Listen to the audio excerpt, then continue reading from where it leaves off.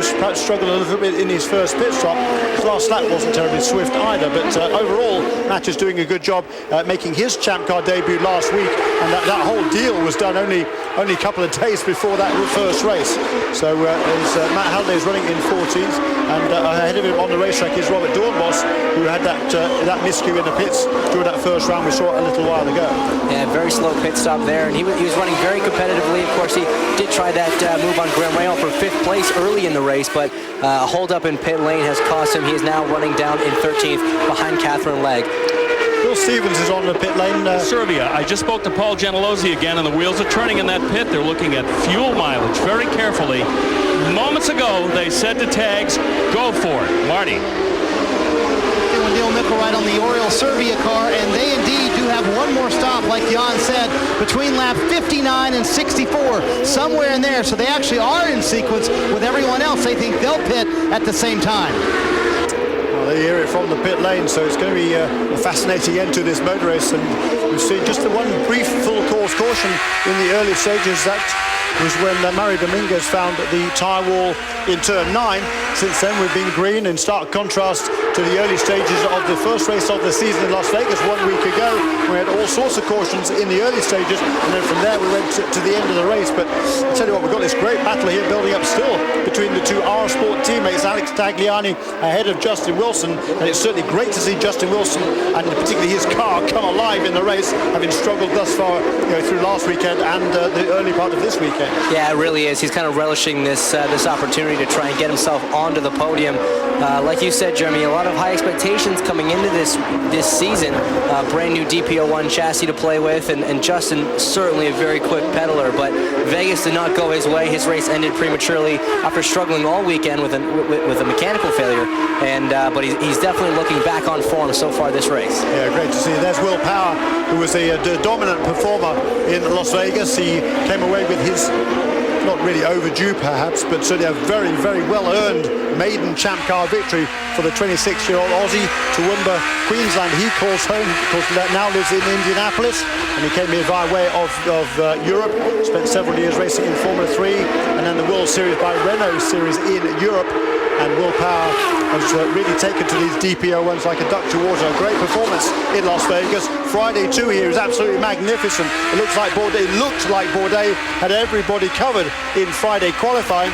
And up until the final lap of the session, Bourdais had done 4 laps quicker than anybody else.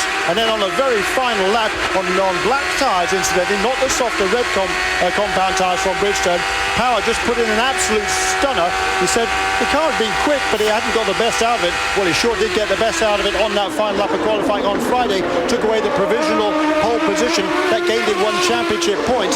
And yesterday, there wasn't a whole heck of a lot to choose between himself and Sebastian Bourdais. In fact, just over 1/10 of a second in qualifying, but it was Bourdais who turned the tables and took away the pole position. But all our eyes right now are on this man, Justin Wilson. Just a brilliant job in the race this afternoon. He's worked together with his race engineer, which is Mike Talbot, who was previously the data guy at Newman Haas Racing. Last year he was a kind of a second engineer on the the ZDW car for the Rousport team for Justin Wilson. And I think it's fair to say that team might be lacking a little bit of engineering depth over the weekend. I actually heard yesterday that there was some talks here on with Maurice Nunn, Mo Nunn, formerly the Ensign fame in Formula 1. He's moved recently to Southern California, lives down in the San Diego area, and he's here with an old buddy of his with whom he was involved in the Ensign team back in the 1970s. And Maurice was certainly taking a very close interest in proceedings the last couple of days, a couple of nice chats with him, and there is some talk that perhaps Maurice, who of course has worked with every sort of, not only with his own Formula 1 team, but he's worked with Target Chip Ganassi Racing, he's worked with Emerson Fittipaldi, with Mario Andretti, some of the greats of the sport, and he's a very accomplished race engineer. I think there's no doubt that Maurice could add a lot to that team. Yeah, he certainly could, and like you say, he did run his own Champ Car team, and he's a bit of a legend within the sport. His engineering knowledge and prowess is known far and wide as Mo Nunn, so it would be fantastic if he were to come back to the sport and offer what he could to that team. The only thing, he's a bit of an abrasive character is old Maurice, and it's basically his way or the highway. He's not really somebody who works particularly well with other engineers, but I think so that he could do some good for Justin Wilson. But here's a glance back a little bit farther down the order. That is Bruno Junqueira. They're running a very steady 8th place at the moment, and look how he's closing in on the tail end of that big group of cars. Bruno's been turning some very consistent laps in the last recent stages of the race, and he's certainly closed down that gap to Graham Rahal. Bruno had a great run last week as well until they had a fueling issue at the end of the race. He still wound up finishing 7th. This weekend they have struggled with problems with the fuel because they would hit the pedal and it wouldn't have full pedal, or sometimes they would hit it and the throttle would stick. But so far, everything's been great in the race for Bruno. He's hung in there. This is one of his best racetracks too. Would love to get another podium day, but he has a long way to go. Bill? You know, that's one thing a driver never wants to hear or experience is a full throttle stick in the throttle pedal. It's a frightening thing to happen. If you remember last year in the Houston Grand Prix, the scene of our next race next weekend, Alex Tagliani had a throttle pedal stick full open. Now it wasn't a mechanical problem. It was actually the motor for his drink bottle had come loose and fallen in between his heel rest and the pedal and locked it in full throttle position, and that sent him into the wall under a safety car, no less. So it's a very scary thing, and hopefully we don't see any issues with that on Bruno's car through the course of this event. There we are, briefly on board there with Oriol Servia. Just look at the gap there from Sebastian Bourdais, who turns into turn 1. And the previous clip was Oriol Servia coming out of the hairpin. You can see he was waiting. The whole length of Shoreline Drive, between there was one of the lap cars, a couple of the lap cars in the air. Finally, is Oriol Servia. 20.1 seconds the gap as they came across start-finish line. And Bourdais is just leaving everybody firmly in his dussies. A couple of laps ago, he set a new fastest lap of the race, a 1 minute 9.256. His following lap was a 1 minute 9.3, and this lap was a 1 minute 9.284. Just stunning pace from the McDonald's car, Newman House Racing, and Sebastian Bourdais. It truly is hard to fathom what he is capable of doing in these champ cars. I mean, he's some 1.2 seconds a lap faster than Oriol Servia right now, the second fastest runner, who is pulling away from third place Alex Tagliani. The gap about 2 seconds at present as they come up on some lap traffic. Now this is Dan Clark in the Team Minardi car. This could hurt Oriol just a little bit. This is a bit of a tricky section. Not really any room for him to get by. Dan will have to pull over and let him by on the straightaway. They come out of the hairpin now. That will have let, and there you go, Dan moving over, very sportsmanlike, but that will have let Alex and company probably catch up just a tiny little bit, Jeremy. Yeah, you can see Dan there pull back onto the racing line, but I think he's made his intentions clear now for Oriol Servia, that he will leave the door open for Oriol to make that pass going down into turn 1. Heads up driving there from Dan Clark. That's good to see. We haven't always said that over the last year or so for this very talented, I believe, young Englishman. He tend to be a little bit headstrong, but that was certainly heads up driving. Yeah, very courteous, very sportsmanlike as we're on board again with Oriol so close to the walls here around Long Beach. You really have to use every inch of racetrack you're given and not an inch more, or else it will end in disaster. But this is the man who has mastered this track probably better than anyone I've ever witnessed. I know, being only 20, I haven't seen too many Long Beach Grand Prix. The race is older than I, but he has just been fantastic. That's a good point. I've seen almost 20 of these things. That's a bit scary, but there is Sebastian Bourdais. His lead over Oriol Servia over 21 seconds. So 52 laps now in the books for this man alone at the moment, Sebastian Bourdais. We've got 36 minutes to go in this timed 1 hour and 40-minute race, so still plenty of time to go. And it's been an absolutely leisurely, I believe, relatively speaking, at least Sunday afternoon drive for Sebastian Bourdais.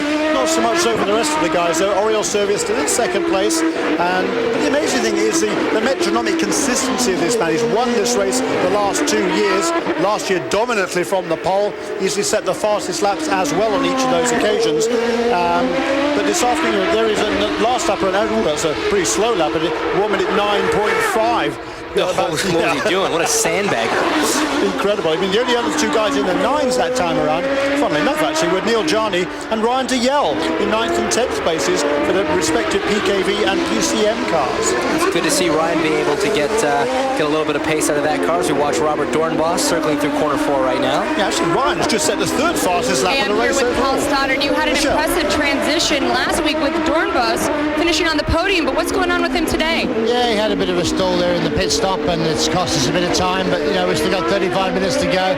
Dan had an incident where he went off as well and had to be started, so not one of our better days, but hey, that's motor racing, and as I say, 35 minutes to go, anything can still happen.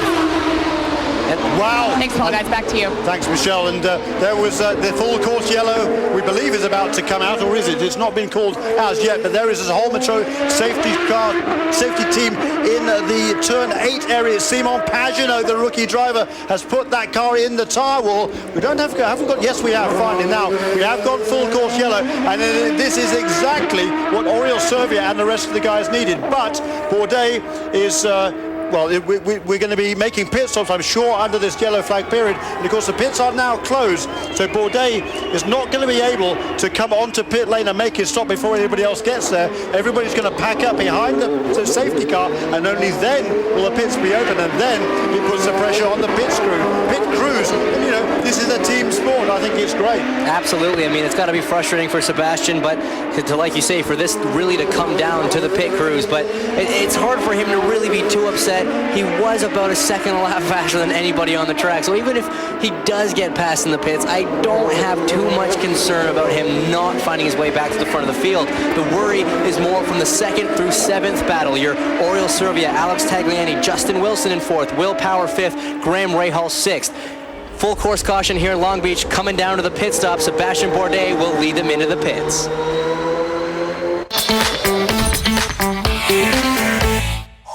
Be a crucial round of pit stops.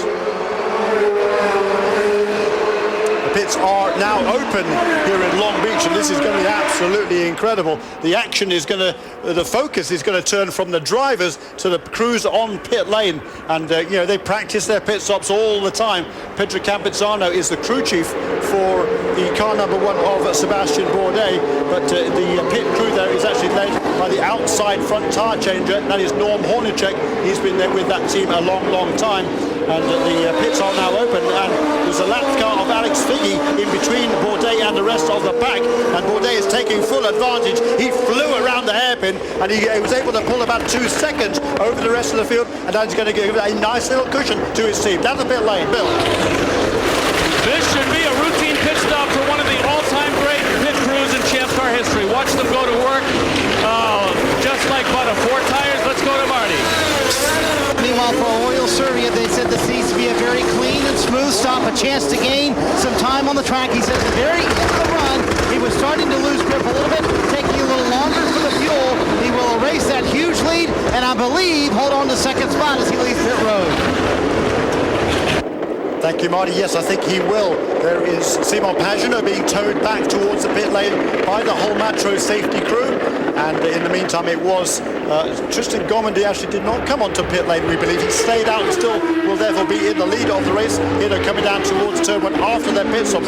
Still the same order for the first 3 there, which will be Bourdais, and then in second place Oriol Servia, and in third place Alex Tagliani. But in fourth place there was Will Power, who apparently got out ahead of Justin Wilson. And I wonder then whether in that first round of pit stop, maybe the R Sport team tried to save a little bit of fuel by the time by not putting quite as much fuel on board that number 9 car of CDW, which only really means he needs to take on a little bit more fuel at this second pit stop. Yeah, short filling the car, putting a little less fuel in, save the time on pit road. And you know what? Even though he's only lost 1 position, it's still a gain for them because they were lucky enough to have a yellow flag come out. That eliminates a little bit of the sacrifice of short filling on that first stop, because obviously the full the field running under caution will mean that they're not losing as much time as under green flag conditions. So we see Sebastian Bourdais leading the field right now from Oriol Servia. We believe Tristan Gomandy has gone into pit lane. Actually, here he is right now, going very slowly down the front straight. Definitely a problem with the PKV Racing entry here. The pay-by-touch car can't quite figure out what it is from here.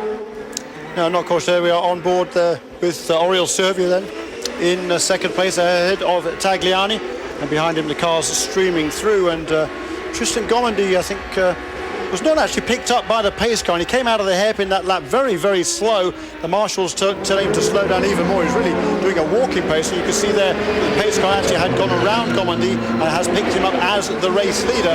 But Gomandy certainly is on a different pit stop strategy than everybody else. His last pit stop was on lap 39, and with half an hour to go in this race, he's done 17 laps, so 20 odd laps to go. At don't know. You know, if there's another caution period or two, it's not inconceivable that Tristan Comedy might be able to get to the finish without another pit stop. And he's tucked in right there behind the pace car, trying to get a little bit of a draft, a little bit of slipstream.